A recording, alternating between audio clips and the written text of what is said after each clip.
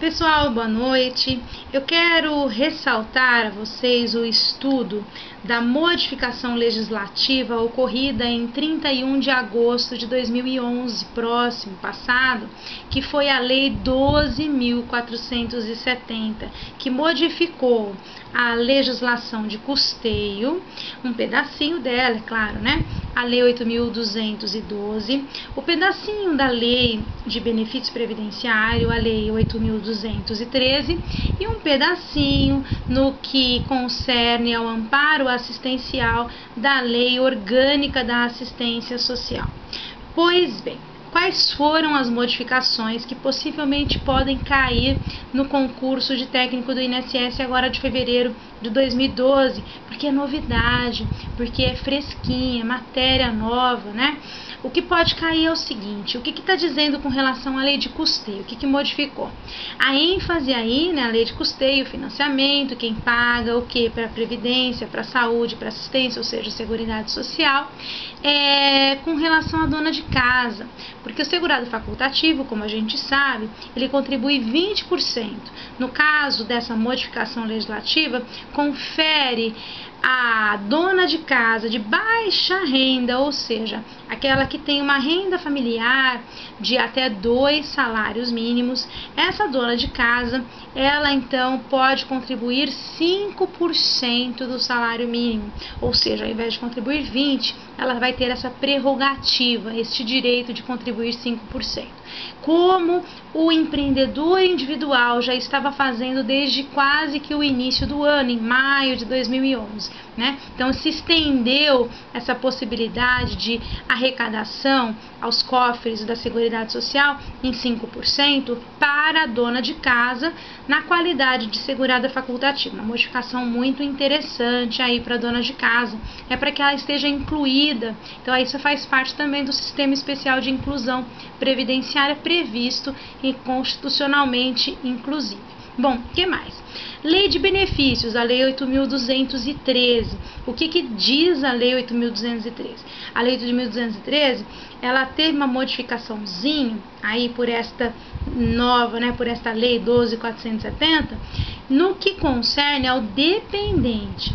Então, a gente sabe que são dependentes lá da classe 1, o cônjuge, companheiro, companheira, o filho menor de 21 anos ou inválido, e aí ela acrescentou o deficiente intelectual ou mental, desde que esta incapacidade absoluta ou relativa seja verificada ou conferida por uma sentença judicial.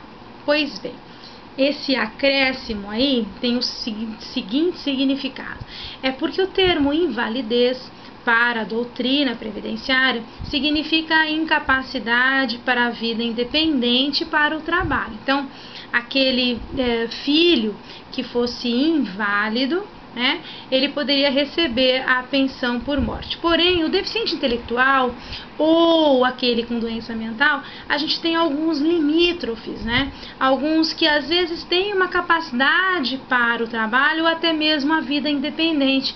Então, eles estariam excluídos do conceito de invalidez. Com este acréscimo legal, com este acréscimo legislativo, ainda que o deficiente intelectual ou doente mental exerça uma atividade laboral, se for atestado por uma sentença judicial, ele for interditado judicialmente, ainda assim ele terá o direito da pensão por morte. Então, esta modificação, ela tem um cunho muito interessante, né, do ponto de vista da pessoa com deficiência, com relação a isso, porque mesmo que ele exerça uma atividade remunerada, ele ainda tem direito à pensão por morte. Porém, é necessário salientar que essa mudança diz o seguinte, que ele terá direito à sua cota-parte, mas se ele estiver trabalhando naquele momento, essa cota-parte vai ser reduzida 30%, ele fica com 70%, portanto, né?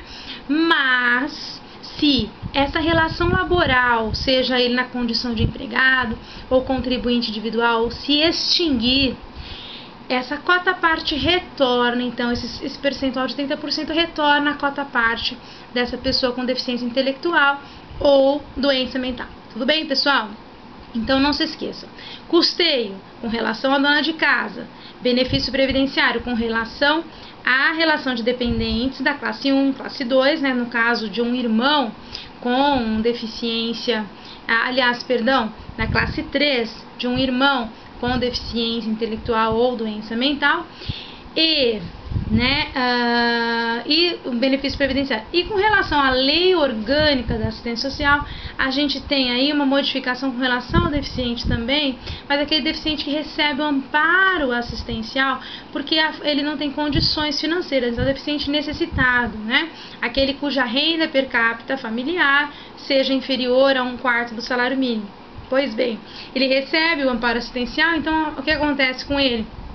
Fica numa redoma de vidro, né? Não vamos trabalhar, não podemos trabalhar, porque senão a gente perde o benefício, depois a gente perde o emprego. E aí, como é que vai manter essa família, né? Então existe essa dificuldade com relação à pessoa com deficiência nesses termos. Agora não, o benefício fica suspenso, ele não perde o benefício, suspende o benefício, e caso ele perca o emprego, então ele vai readquirir essa suspensão, acaba, se extingue e ele readquire o benefício, sem precisar passar por uma nova avaliação pericial. Então isso é um ponto de vista muito interessante para a pessoa com deficiência nesse aspecto. O que mais, pessoal?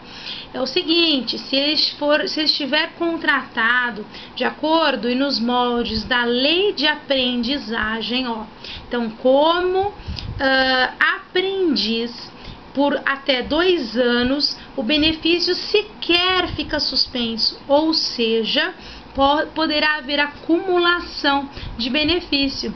Acumulação de benefício, assim, acumulação do salário, não é mesmo? Com o benefício, com o amparo assistencial, com o amparo da assistência social, que é pago, que é concedido pelo INSS. E a pessoa confunde um pouquinho com a chamada aposentadoria, mas não tem nada a ver, a gente já sabe disso, né? Nós já estamos treinados para essa questão. Tudo bem, pessoal?